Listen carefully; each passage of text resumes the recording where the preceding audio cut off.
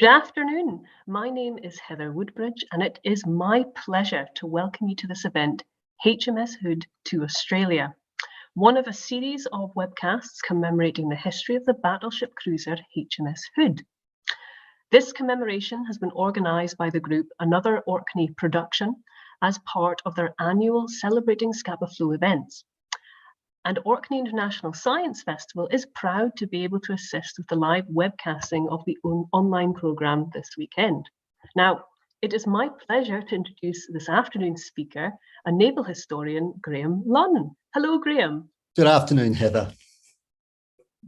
Now, if any of the audience has any questions or comments for our speaker this afternoon, please enter them into the YouTube live chat throughout the presentation and during the discussion, and I'll ask them to Graeme when the time is right. And well, I think that's enough from me, and I'll pass over to you, Graeme. Looking forward to a fascinating presentation. Thank you, Heather.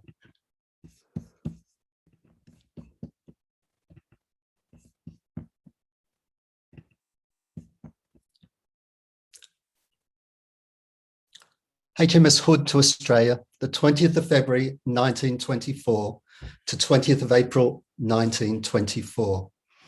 This talk is in grateful remembrance to Ordinary Seaman Ian Startup, Royal Australian Navy Volunteer Reserve. He joined Hood with 3 fellow Australians in January 1941, just a mere 4 months before her final sortie from Scapa Flow. Now, as Ian showed us, John Brown and company certainly constructed a warship of firepower, speed, and definite grace.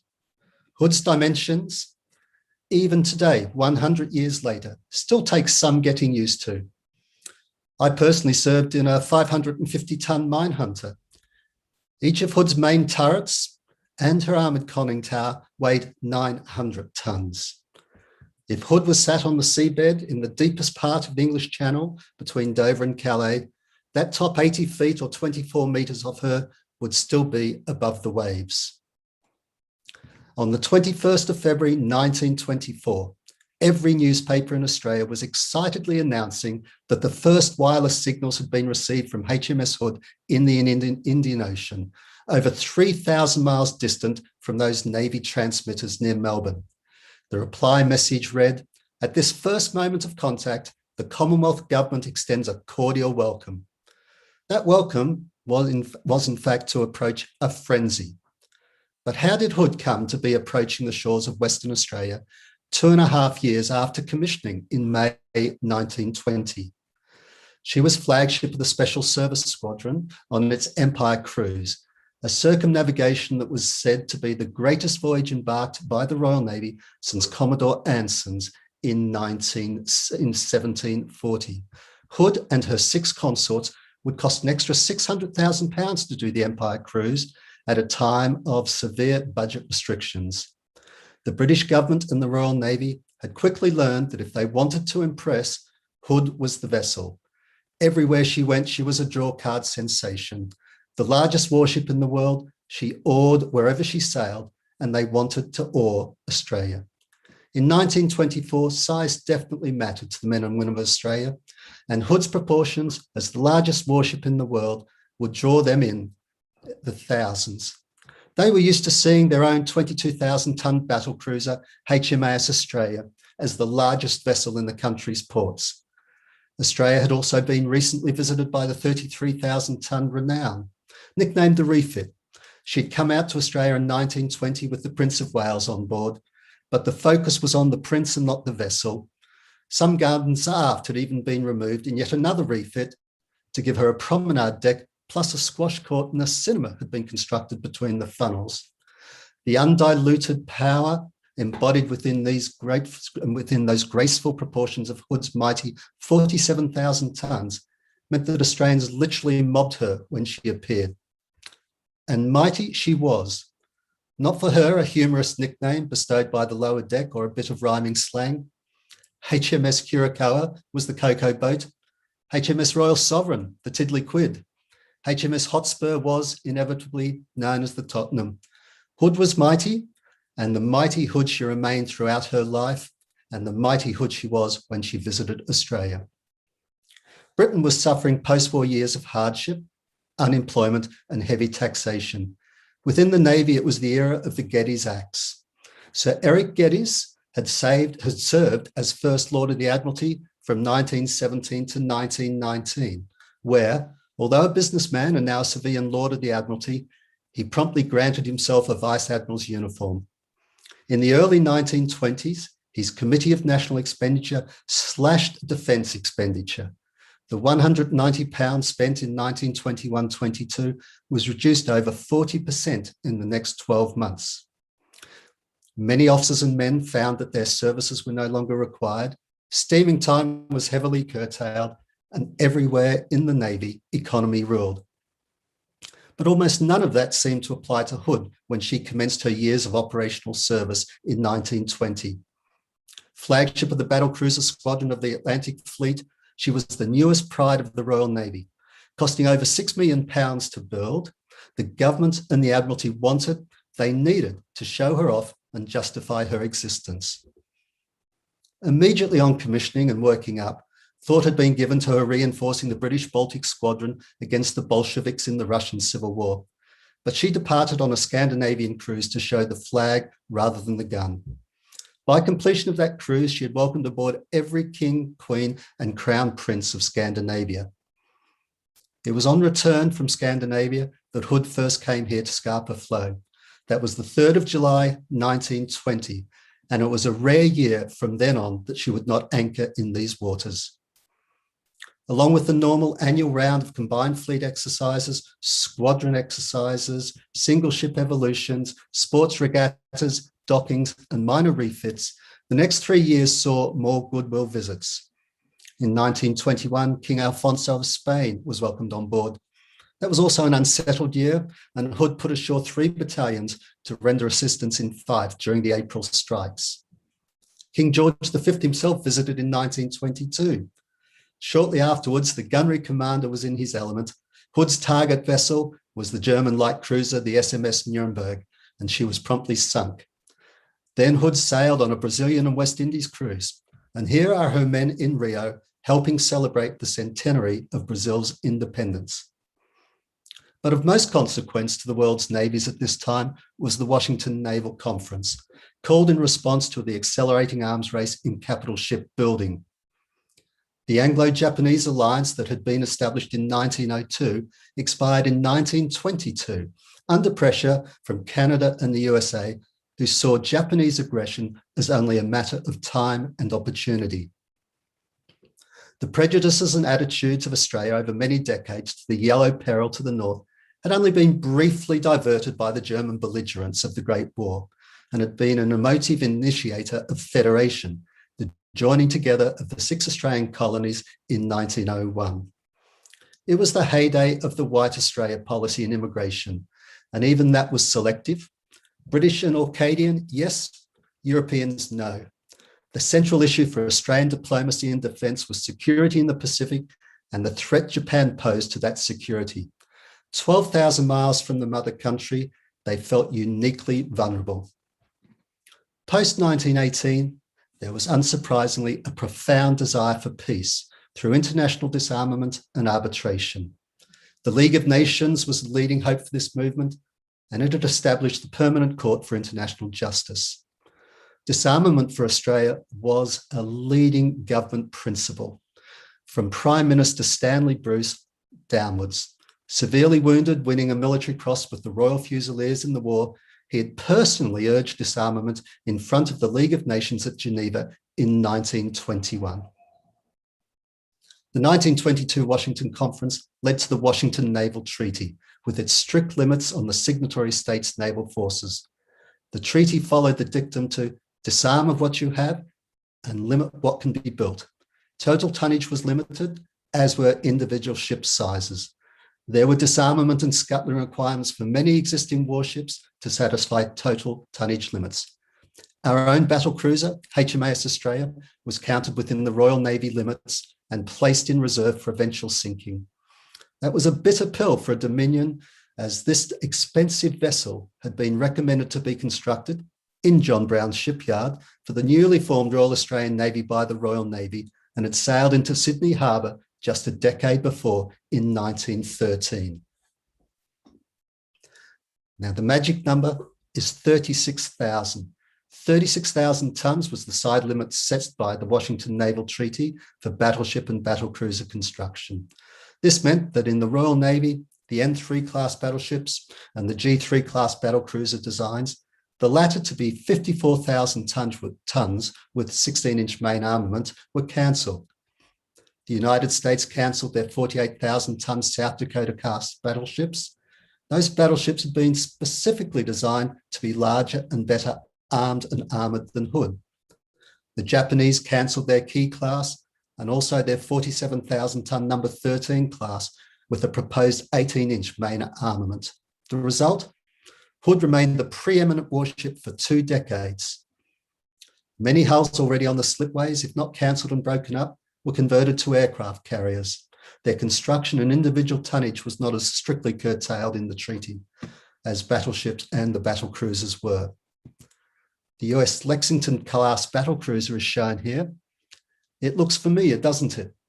You will not be surprised to learn that a British naval constructor, Stanley Goodall, was sent to Washington with battle damage reports from Jutland and detailed construction drawings for Hood. By 1928, Lexington and her sister ship Saratoga had been converted into the largest aircraft carriers of the era, fast fleet carriers of 44,000 tonnes, able to reach 33 knots and carry 80 plus aircraft. So while the disarmament clauses of the Washington Naval Treaty did not succeed in preventing future conflict, by inadvertently favouring carrier conversions, they certainly shaped that conflict's strategy and conduct, especially for us in the Pacific. To understand why Hood went to Australia, we need to look at several remarkable men. The first is Samaras Hanky, one of the most powerful men that you've never heard of within the British ruling establishment during the first half of the 20th century. He was secretary to the Imperial War Cabinet and then the secretary to the Cabinet for 22 years. He was also a clerk of the Privy Council, in which role he served as Secretary General to many imperial conferences. And for 26 years, from 1912, he was secretary to the Committee of Imperial Defence. He was a real-life Sir Humphrey Appleby, but on steroids. The Committee for Imperial Defence was a fascinating administrative product of empire. The military and naval opinion of the various chiefs of staff merged with the political will of the government here. While it had no executive power, its secretary, Hanky, made direct recommendations to Cabinet, where Cabinet Secretary Hanky approved its recommendations being sent out to the Dominions, where they had great influence. Now, what did his committee propose for Australian naval policy in 1923? In early 23, a secret memorandum titled Empire, Naval Policy and Cooperation had been sent to the Naval Board in Australia. It was strongly urged for it to be adopted at the following November's Imperial Conference. The Admiralty, under the first Sea Lord, Lord Admiral of the Fleet, Earl Beatty, recommended continuing a separate Dominion Navy operating modern cruisers. There was to be an interchange of ships, officers and men with the Royal Navy. The systems of training, promotion, as well as the bases at which the ships would be maintained, refitted and supplied were to be as similar as possible. Wireless telegraphy was to be improved. Above all, the matter of first importance was provision of strategic fuel reserves. The memorandum stated that oil fuel has come to stay as a propellant for vessels of war. Oil was being adopted, not because it was cleaner than coal, but because it gave a considerably longer range for the same bunker capacity. Of the big dominions, Australia had the most advanced naval forces and was the most receptive to Admiralty wishes. The proposed naval policy included developing Singapore as a main fleet base, while Australia constructed and then maintained efficient mobile light forces. It was quite boldly stated that under existing conditions, Japan must certainly be considered as the naval power with whom the empire is most likely to be drawn into conflict. The strategy envisaged was for the Royal Australian Navy's new cruisers to protect Australia's coast and trade routes while diverting delaying, and harassing the Japanese until the arrival of the Royal Navy's main fleet into the Asian Pacific Theatre to operate from that yet-to-be-constructed Singapore Fleet Base. This policy and strategy of the Admiralty, being mooted by Samaras Hanky, had the strong backing of the second man we will look at, the First Lord of the Admiralty, the Honourable Leo Amery. He'd been a correspondent in the Boer War who had nearly been captured with Winston Churchill. He'd helped draft the Balfour Declaration in 1917 and, along with Churchill, strongly opposed appeasement in the 1930s. It was in fact his voice in Parliament's 1940 Norway debate who quoted Oliver Cromwell at Chamberlain, "You have sat here too long, in the name of God, go." Both Amery and Hanky championed the empire. Both wished to strengthen the ties between Britain and the self-governing dominions, but they recognised there was a conundrum, that of maintaining adequate defence of territory and trade while, in Hanky's words, the urgent desire for disarmament held sway. It wasn't all altruistic. The United Kingdom at this time was spending £12 per head annually on defence, while we in Australia were spending £6. They wanted to even the scales a little. Running the Royal Australian Navy was Vice Admiral Alan Everett, been based here in the Orkneys for years on the staff of the Commander-in-Chief Grand Fleet. On the 24th of April 1924, 1923, he'd sent a confidential minute to Prime Minister Bruce about the possible expansion of the Royal Australian Navy, which may result from the Imperial Conference. Stanley Bruce was presiding over a prosperous country. Commonwealth income was £4 million above estimate for the financial year, and there was an accumulated surplus of £10 million. The population was approaching 6 million, helped by a high birth rate and an active immigration policy. Our seagoing forces, active seagoing forces, 3 light cruisers and a small destroyer flotilla. Bruce's electoral platform had been men, money and markets. That made him naturally inclined to consider the need to protect seaborne trade. Bruce, anticipating that he would tilt Australian defence policy heavily in the Navy's favour, decided that he would personally vet the next Royal Navy Admiral proposed for secondment to head the Royal Australian Navy and oversee the expansion. That same day back in London, the First Lord wrote a note to the First Sea Lord saying he wanted to send a modern squadron under Hood to the Empire immediately after the Imperial Conference. Its purpose? To follow up the agreements for cooperation made at the Imperial Conference by creating Dominion interest and enthusiasm. It was a bit like gunboat diplomacy, but not the belligerent sort. This was more to be a jolly along your allies sort of diplomacy by showing them your biggest stick, and that was Hood. As the naval bureaucracy geared up to carry out the First Lord's wishes, Rear Admiral Sir Frederick Field raised his flag in Hood on the 15th of May, 1923. Selected specifically to command during the anticipated world cruise, he'd been confidentially written up while here in Scapa Flow, first as flag captain of King George V of Jutland, and afterwards as chief of staff to the 1st Battleship Squadron. He was noted as having a charm of manner that endears him to all while earning the respect and confidence of every captain in the squadron. Joining on the same day was Captain Im Thurn, a wireless telegraphy specialist who had recently run the Signals Division in the Admiralty. Prime Minister Stanley Baldwin, here with the Foreign Secretary Lord Curzon, hosted the Imperial Conference from 1st of October to the 8th of November 1923. Here we see the various prime ministers assembled. Bruce is the one wearing spats. Interestingly, it was at this conference that the 3-mile limit for territorial waters, traditionally the range of a heavy cannonball, was extended out to the 12-mile limit. After Baldwin's opening statements, the First Lord of the Admiralty speech reiterated the Committee of Imperial Defence's memoranda. He also strongly stressed the value of a Singapore naval base.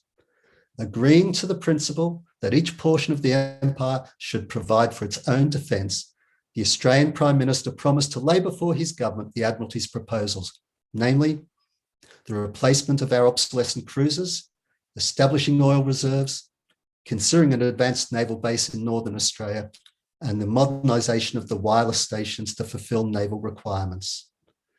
With this, Amory officially announced that he was sending a squadron on an Empire cruise, and Bruce assured him of a hearty welcome for the squadron when they got to Australia. Bruce made sure a large number of the Australian press were aware of the main points covered at the Imperial Conference. In our modern terms, he briefed the press. At the same time, the Secretary of State for the Colonies, Lord Devonshire, was briefing the Governor-General of Australia, Lord Forster, about the proposed visit. While these committees and clerks were exercising those administrative sinews of empire, 1923 saw Hood do another short Scandinavian cruise with Repulse, followed by an October docking. On the 5th of November, Sir Frederick Field's title changed from Rear Admiral commanding the battlecruiser squadron to Acting Vice Admiral commanding the Special Service Squadron. This squadron consisted of his battlecruiser squadron and Rear Admiral Sir Hubert Brand's 1st Light Cruiser Squadron. These had Delhi as his flagship and the D-class cruisers. These were the most modern and powerful cruisers at the time, 6,000 tons, and they could achieve a very respectable 29 knots. The Admiral's staff embarked in the flagship, except for one officer. Perhaps Repulse's nickname, which was the Repair, was a clever take on her Latin motto, Q tangit frangito, who touches me is broken. There must have been some truth in it, as the squadron engineering officer, Captain Rundle, stayed in Repulse for the entire cruise. Now, when you look at these formal group portraits of the Admiral and his staff taken during the cruise, one person is always absent. The Colonial Secretary, fully aware of the importance of the cruise and the hopes riding on its success, informed the Australian Governor-General, as the squadron sailed, that he was attaching to the Admiral's staff his Acting Assistant Secretary, Bernard Woolley. Sorry, I misspoke. This is Mr. Harry Fagg Batterby, who was appointed Political Secretary for the cruise, a real grey eminence. On the 27th of November 1923, the ships weighed anchor in Devonport and Spithead. The object, to meet our kinsmen overseas, to carry them a message of peace and goodwill, and to revive in their hearts and in ours the ties that bind them to us and us to them. Although months away from Australia, our local newspapers started publishing the dates of the visit, the names of the ships and the captains. Showing mounting excitement, they followed the progress of the squadron towards Australia. The various vice-regal officers swung into action to coordinate the official functions and entertainments with Navy Office. State and federal government, town hall, and local organisations all jumped into it. A lot of coordination was required. Australia was an imperial dominion. Each state had a governor appointed by the Crown living in a palatial government house, and there were state legislatures with upper and lower houses led by a premier. Over all the states was a Governor-General and a federal government. In Melbourne, the capital, as Canberra was still being hacked out of the bush, the Governor-General and the governors were all British retired Knights of the Realm or professional colonial administrators. For example, the Governor of Tasmania, after junior service as a soldier, went on to be Governor of Sierra Leone, the Gold Coast, Hong Kong, and Natal. In January, the Australian Naval Board granted a special allowance to the officers' messes of the Australian fleet to allow them to provide adequate fraternal hospitality and entertainment to the British Royal Navy officers that were coming out with the squadron. The Treasury thought £35 for each light cruiser and destroyer was adequate, but the Admiral, recognising the amount of fraternal hospitality that officers in the Navy used to imbibe, managed to triple that. By the 17th of February 1924, we find the Special Service Squadron, now often referring to themselves as not being on the Empire cruise, but on the Booze cruise, departing Singapore. There, only 29,000 people had visited the ships, even though the Commander-in-Chief China Station had sailed down with 4 of his own command. Ahead lay 2,300 miles steaming to reach Fremantle, the port city for Perth, capital of Western Australia, and one of the most remote cities in the world. Days at sea are never idle in a warship. During the passage, there were transmitting station endurance tests, smoke screen trials, depth charge droppings, officer the watch manoeuvres, sub-calibration firings, throw-off firings, high-angle firings, fitness training on the quarterdeck and boat deck for the sports teams. And overall, there was a continuous round of polishing and painting as Hood represented the Royal Navy like few before her had. After any practice torpedo firing, there would be anxious time for searching and recovery.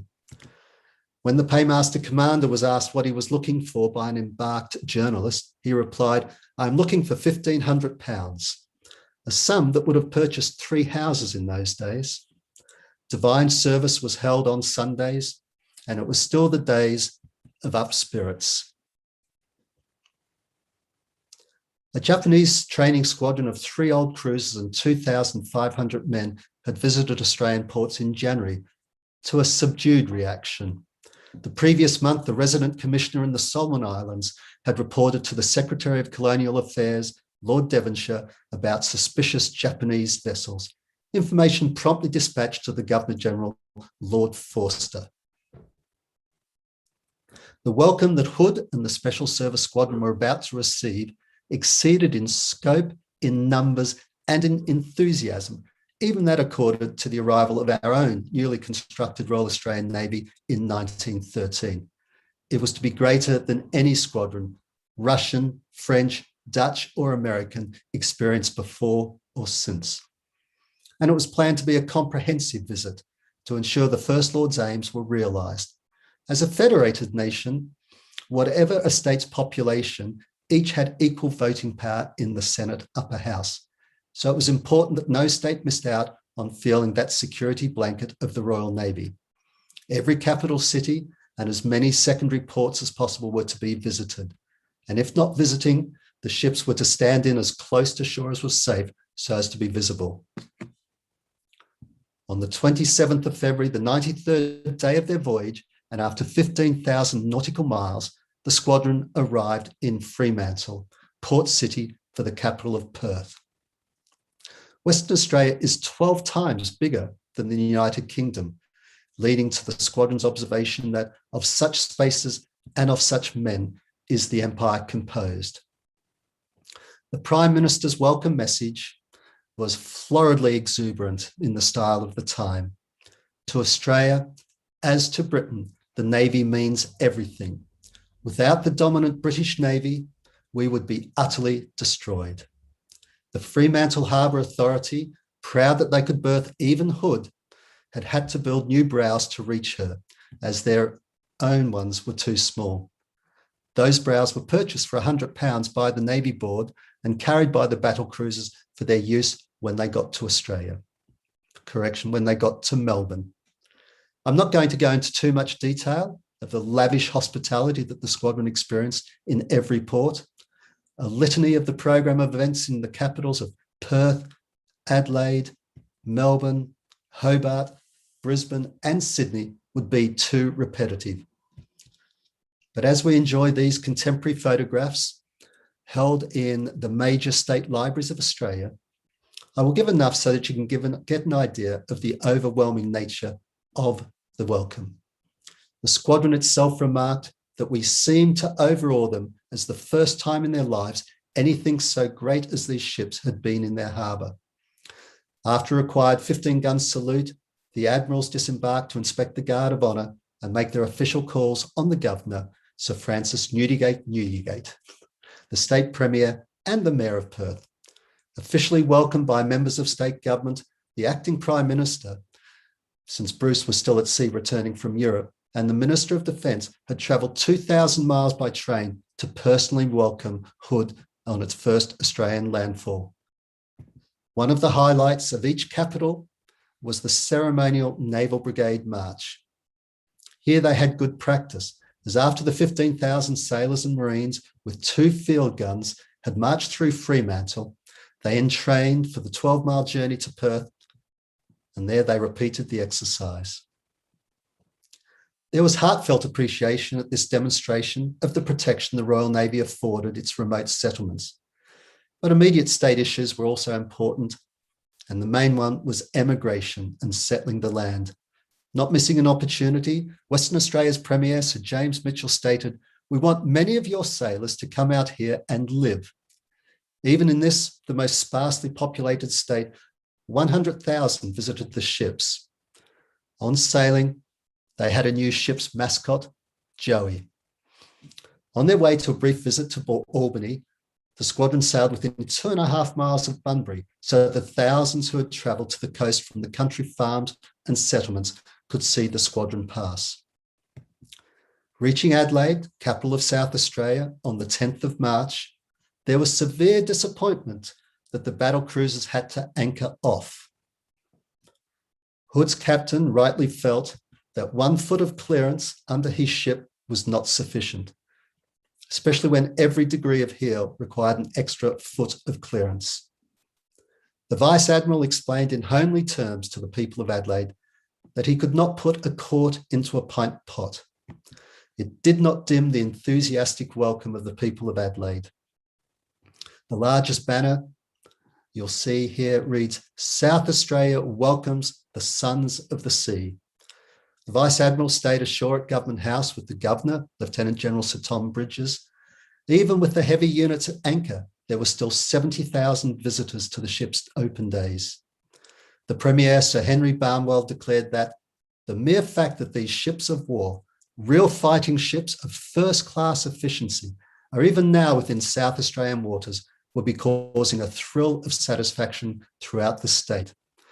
The squadron must inspire us all with a keen sense of national pride and security. The Navy, the binding force that holds us together, the edifice of empire. It would seem that the First Lord of the Admiralty's plan to create Dominion naval enthusiasm was succeeding beyond measure. On to Victoria, where Melbourne was to be a highlight of the squadron's time in Australia.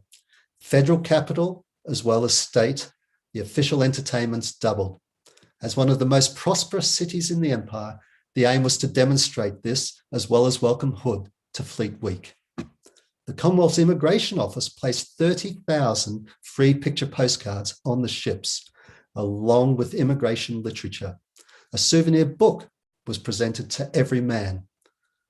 The Immigration Office memo stated, "I am informed that in a very short time, the service of many of these men will be expiring, so it is a favourable time for publicity for Australia." No postcards are recorded as being handed out to the recently departed Japanese cruisers, seen here leaving some 7 weeks before Hood arrived. The general public were impressed when Hood undertook her own pilotage through the challenging entrance called the Rip into the expansive Port Phillip Bay. Port Phillip is 6 times larger than Scapa Flow at 750 square miles, but's relatively shallow. That 42 nautical mile passage from the Rip to Station Pier is why the first shot of World War I anywhere in the Empire occurred here. The German cargo vessel Pfalz sailed from Melbourne when war was imminent. By the time she reached the entrance 4 hours later, the official declaration of war had been declared and she received a shot across her bows. Here are the Kuta boats of the local fishing fleet, watching Hood make that first vital starboard turn once she passed through the Rip. In the passage up to the piers of Port Melbourne, hundreds of small craft plus larger steamers carrying members of the Commonwealth and state governments accompanied the warships. Every pier, wharf, and vantage point was packed with tens of thousands of people and aircraft of the Royal Australian Air Force flying overhead. Stepping ashore, the Vice Admiral was literally mobbed by enthusiastic crowds while making his official calls on the Governor-General of Australia, Lord Forster, the Governor of Victoria, the Earl of Stradbroke, the Prime Minister, newly returned from Europe, the state's Premier, and of course, the Lord Mayor. Field wrote, "Warm as our welcome had been in all the places previously visited, it was altogether surpassed by the reception accorded to us by the citizens of Melbourne, which can only be described as amazing." That night, the Governor-General gave a dinner for the senior officers, while Lady Stradbroke hosted 250 Chief Petty Officers and men at the Tivoli Theatre. I rather like the little headline at the bottom here about the gay scene at St Kilda as the officers came ashore. The next day, the Naval Brigade marched past the saluting base at Federal Government House. 1,500 men, when on grand occasions, the Royal Australian Navy managed to muster 500. The city was overrun and the trams and railways overwhelmed. Having read the guides published in all the papers, 80,000 people visited the ships after the march and many tens of thousands were turned away. I'm not sure how Repulse figured prominently on this one, but to be equitable, here are a few more pictures of Repulse. Ships visitors were everywhere, and in this view on the first open day, you'll see that they have swarmed even to the top of the rangefinder above the conning top.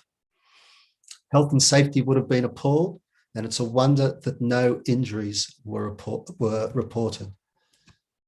On a later day, if you look up, you can actually see we have some legs of a sailor posted there to stop anybody getting up to the searchlight platform and higher. Public transport, theatres, cinemas were free to men in uniform and one lady partner. The guidebooks informed Victorians what the sailors were paid. Official entertainments and tours up country were free to the hundreds who could be released from duty. 490,000 people visited the ships of the squadron during the visit, out of a city population of 900,000.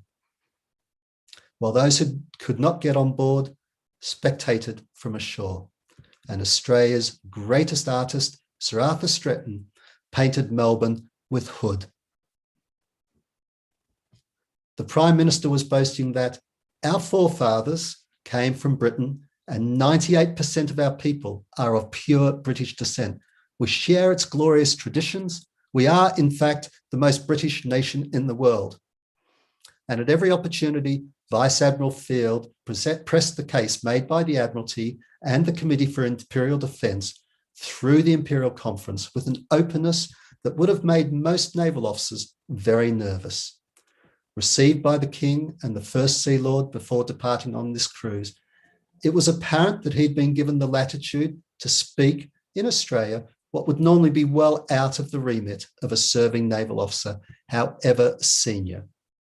And afterwards, Field commented that in expressing the views of Her Majesty's government in regard to the share that the Dominion should take in the naval defence of empire, he was received with sympathy and consideration, not only by the responsible ministers, but by the whole community.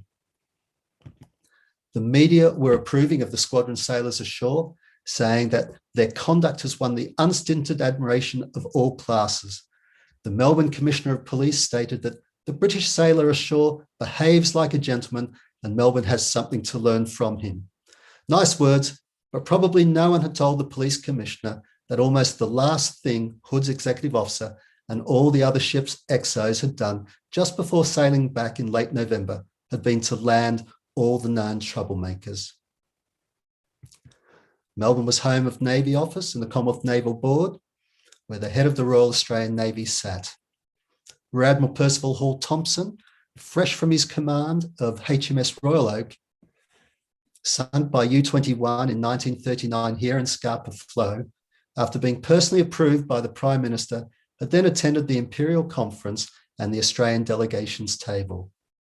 Fully briefed on what the Admiralty wanted of Australia, and hearing Bruce's commitment that at the conference he knew what he was expected of his tenure.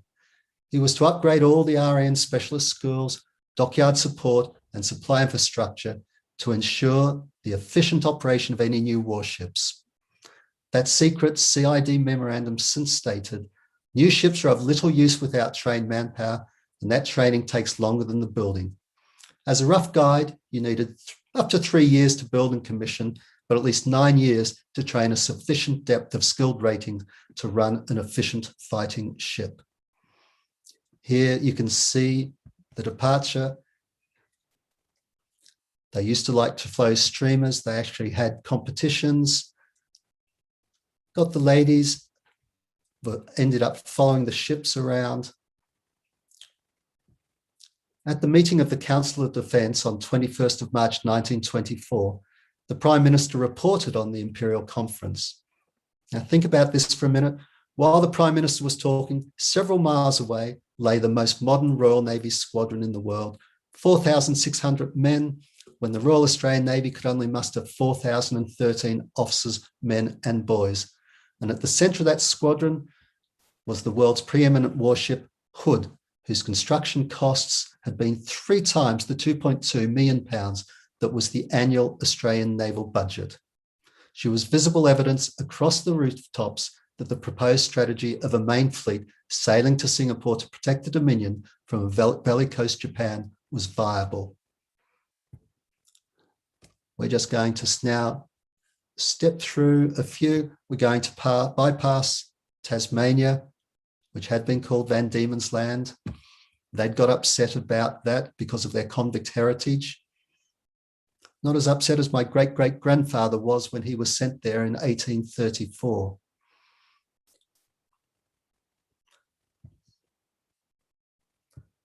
And not surprisingly for that state, rain actually stopped an awful lot of the activities. As a size comparison, this is the SS Maloya, 22,000 tons. This was about the largest liner that they ever saw in Australia. So you can imagine 47,000 ton Hood, how huge it must have appeared. And all the normal cargo ships are well short of that. And here you see looking across Maloya at HMS Hood alongside in Hobart. On departure, literally swarmed. On the 25th of March, in a speech, Bruce told his parliamentary supporters that he intended 2 new cruisers to commence the replacement of the obsolescent Australian fleet.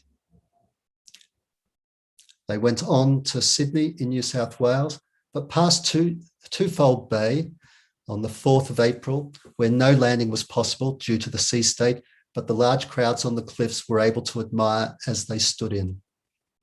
The squadron anchored at Jervis Bay, south of Sydney, on the 5th of April for 3 days of much-needed maintenance. Site of the Royal Australian Naval College, they were generous in calling it the site of the Osborne of Australia. It's my alma mater, but the entry in that year of 1924 was only 14, 13-year-olds. I don't know what the entry for Osborne itself was. On to Sydney, where the Australian fleet was based under this man, Rear Admiral Addison.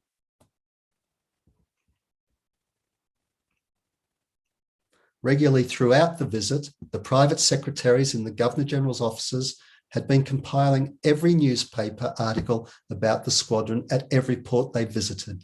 Every laudatory speech given by officer or civilian, visitor or local, at any function, private or official, was reported on and then dispatched back to the Secretary for Colonial Affairs, Lord Devonshire. The Governor-General observed, in every state, the welcome accorded was of an enthusiastic nature by the governments and by public bodies and private citizens. In the Admiralty on the 7th of April, they noted Australia fully concurs with the Empire naval policy. Sydney was the final port, and it was to be an even greater one. Everybody had enjoyed the functions in Melbourne so much. Federal government, the Prime Minister, his ministers, Chief Justice, lots of women, society, all moved up to Sydney to continue the party.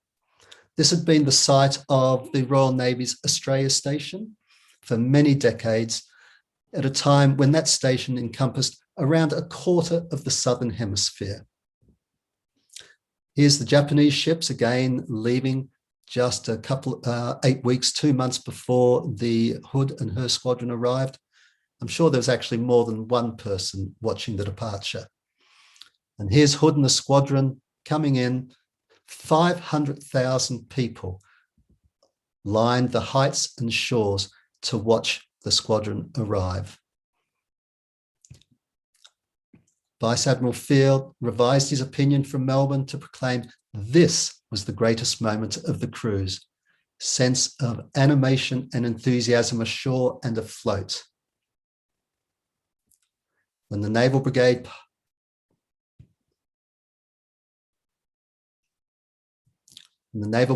marched through the city, the salute was taken by the Governor, Admiral Dudley de Chair.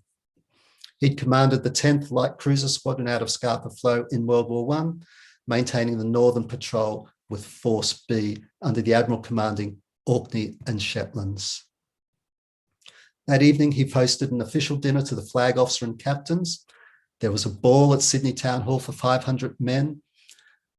240 petty officers and men attended a dance given by the ex-servicewomen. 60 officers danced at the Rose Bay Golf Club, while there was a dinner and theatre party for chief petty officers and petty officers hosted by the Overseas League. And that was day one of a 10-day program, with every day equally packed with events and entertainments. There was even keen competition in the hosting stakes. The state premier had to head off a federal attempt at gazumping at dinner one night for the senior officers, curtly saying to the federal suggestion that it was not welcome. It was his club, the Australia Club. He was a member of the club and he'd been first in the field with the invitation to the Admiral. On April 10th, Hood hosted 1,200 people at her at home. On the 12th, Hood saluted HMAS Australia as she was towed out to be scuttled in accordance with that Washington Naval Treaty. But it didn't stop the party going on. During their time in Australia, over 10% of the Australian population physically stepped aboard the ships, and probably another 20% observed them in harbour or on passage. They'd light up their searchlights, the harbour and city with their searchlights, and they were universally entertained, as we can see in this lovely picture here.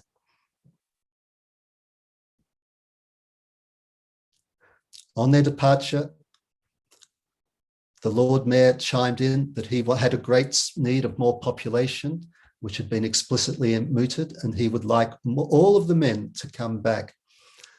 The Premier said, if we ask ourselves how it is that for 136 years, 12,000 miles from the motherland, we have been able to hold one of the richest prizes in the world, our answer is supplied with the ships in our harbour today.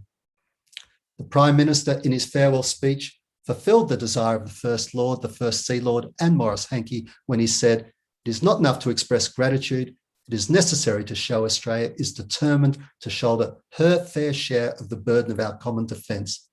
With the public acclaim engendered by Hood on her visit, he was now confident enough to publicly honour the commitments made at the Imperial Conference. First would be 2 treaty cruisers, as recommended by the Admiralty, at 10,000 tonnes and with 8-inch guns, the heaviest vessels with the largest armament allowed cruisers by the Washington Treaty. When the squadron departed for New Zealand, HMAS Adelaide had been added to its strength, nicknamed the Long Delayed, HMAS Long Delayed, because it actually taken from 1915 to 1922 to complete her construction. But she now became part of the cruiser exchange as the interoperability of ships, men was to be encouraged, just as the building of the vessels. They still had a long cruise to go, but Australia was definitely considered the highlight. Here's Hood passing through the Panama Canal, at that time almost the biggest that could go through. And in 1925, here's HMAS Australia, the new HMAS Australia, and HMAS Canberra being constructed, where else? At John Brown's. Now, what did Freddie feel? an officer who'd been wounded and decorated leading a raiding party ashore during the Boxer Rebellion, yet able to entertain with conjuring magic tricks during formal receptions. He was reported post-cruise as having the ability to uphold naval interests in high official circles. He was confirmed in rank as a Vice Admiral, already a Knight Commander of the Order of the Bath, usually given for senior military service. The Admiralty and the King were pleased enough to have him graciously raised one in the Knighthood Stakes for his Empire cruise services. The day after the cruise officially ended in Devonport, on the 29th of September 1924, he was made a Knight Commander of St. Michael and St. George, an order reserved for diplomatic service. I've run over time a bit, but I think it might be worthwhile spending a minute or two about the history, the subsequent history, what happened to the ships of the Special Service Squadron. By definition, warships are ordered into harm's way, orders to be carried out with disciplined duty by the entire crew from cook to captain. 7 ships made up the Special Service Squadron in 1923-1924.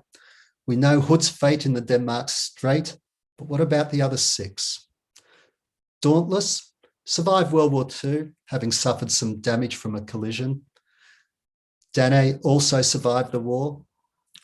Dunedin, operating in the Atlantic in 1941, was sunk by U-124, and there were only 67 survivors of her 486-strong crew. A lot of that crew were New Zealanders. It was a tragic day for that small country. HMS Dragon was the last warship to escape Singapore before the surrender. She operated out of Scapa Flow on convoy duties here in 1943. During the Normandy operations, she was hit by a manned torpedo and on scuttling became part of Mulberry Harbour B. Delhi, who had been commanded by an RAN officer during the Spanish Civil War in the ongoing interchange of officers and ships, sortied from Scapa Flow here in November 1939 and participated distantly in the action against the Scharnhorst and the Gneisenau. With extensive battle damage, by war's end, it was considered uneconomic to repair her and she was scrapped. Repulse, along with the Prince of Wales, was committed by Churchill and the Admiralty to concentrate a British battle fleet in Asia in accordance with that strategy touted to Australia in 1923-24.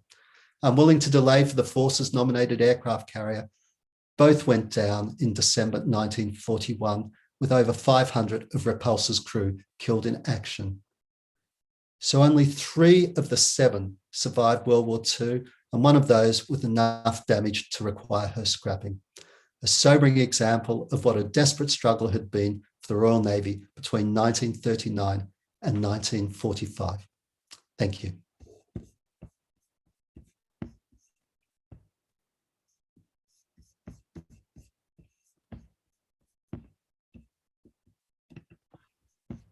And thank you, Graeme, for a fantastic presentation. We've had some very interesting questions come through for you. So we'll have a little bit of time now to go through what our YouTube viewers have been wanting to ask you. So our first question from our audience is, did the Royal Navy carry out any joint exercises like we do nowadays with the navies of the countries they visited, or was it all a showpiece? In this cruise, it was all a showpiece. There was no joint exercises. And in fact, should remember the distances involved and the small warships of the Royal Australian Navy were in Sydney. They were on the East Coast. So there was certainly no joint exercises for the first bit of the cruise when it was in Fremantle, Perth, when it was Adelaide, when it was down in Hobart. And in fact, the amount of entertainment required, I didn't mention the sports matches. The boxing matches were very popular between the Australian Navy and the Special Service Squadron. I'm afraid all the fleet manpower for Australia was concentrated in Sydney and Melbourne, being good hosts. Thank you. Our next question from a viewer was, did any Australians serve on the HMS Royal Hood? Yes, well, obviously there was the 4 sailors, 4 Royal Australian Navy Volunteer Reserve sailors on her final sortie.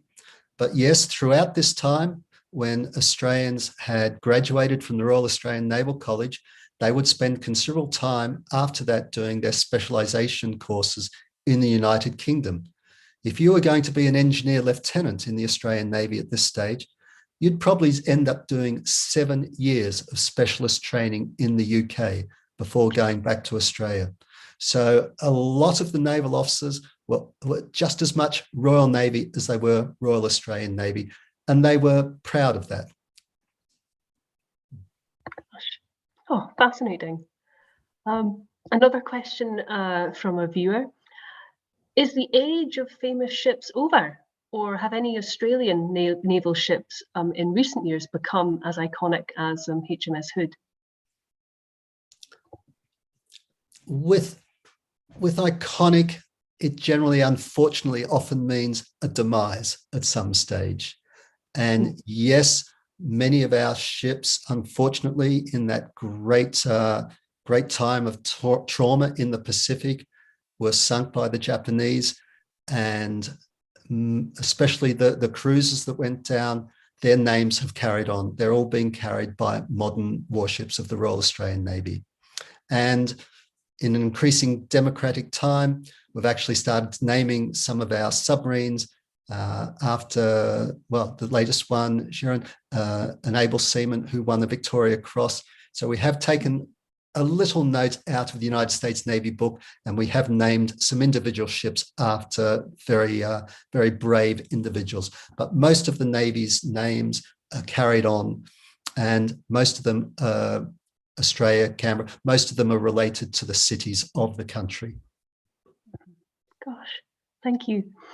Another question from a viewer asking, was there any noticeable or measurable reaction from the Australian people on hearing that the HMS Hood had been sunk? There was. In fact, when I was first asked to do this talk, my father-in-law, 95 years old, immediately volunteered the fact that he still remembered when he heard the news that the Hood had gone down.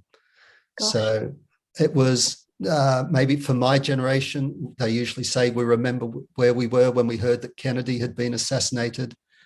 For my father-in-law's generation, most of them remembered where they were when Hood went down.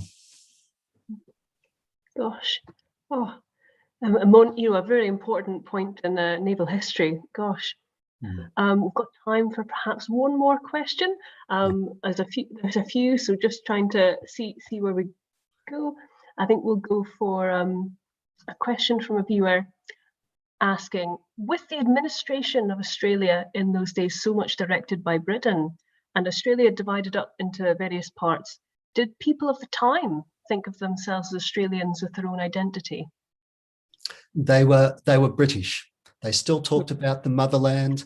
They wanted to visit the motherland. They were. You probably have to remember the percentage of the population that was first or second and perhaps third generation from their immigrant ancestors. It was very close for them. In that time in the 1920s, my grandfather was still writing to second cousins in the UK, even though my family had immigrated some 40 years before, but they still had those familial ties back to the United Kingdom. And in fact, you would still have a British passport. Back in those days, you wouldn't have an Australian passport, you had a British passport. So there's no, while they did identify proudly as Australians, it was identifying as a distinct part of the British Empire.